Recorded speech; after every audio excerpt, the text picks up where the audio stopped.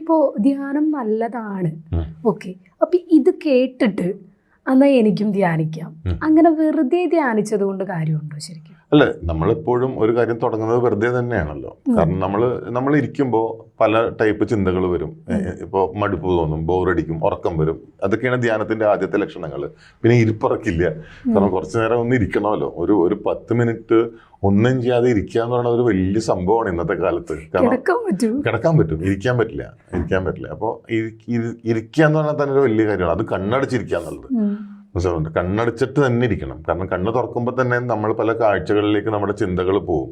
അപ്പൊ നമ്മുടെ ചിന്തകൾ പുറം ലോകത്തേക്ക് പോവാതിരിക്കാൻ വേണ്ടിയിട്ടാണ് നമ്മൾ കണ്ണടച്ചിട്ട് ധ്യാനിക്കണം എന്ന് പറയുന്നത്. അപ്പോൾ എന്തുമാത്രം നമ്മളുടെ ഇന്ദ്രിയങ്ങൾ ഷട്ട് ഡൗൺ ആണോ അത്രയും നമ്മളുടെ ചിന്തകൾ കുറയും.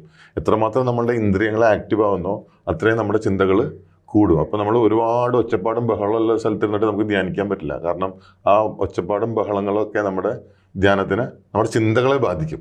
അപ്പോൾ എത്ര നമ്മൾ ഈ പറഞ്ഞ പോലെ കുറച്ചൊരു സൈലൻ്റ് ആയിട്ടുള്ള സ്ഥലം കണ്ണടിച്ചിട്ടിരുന്ന് ധ്യാനിക്കുമ്പോൾ ആദ്യമൊക്കെ ഈ പറഞ്ഞ പോലെ ചിന്തകളുടെ ശല്യം ഉണ്ടാവും, എഴുന്നേക്കണം തോന്നും, ഇരിക്കാൻ പറ്റില്ല.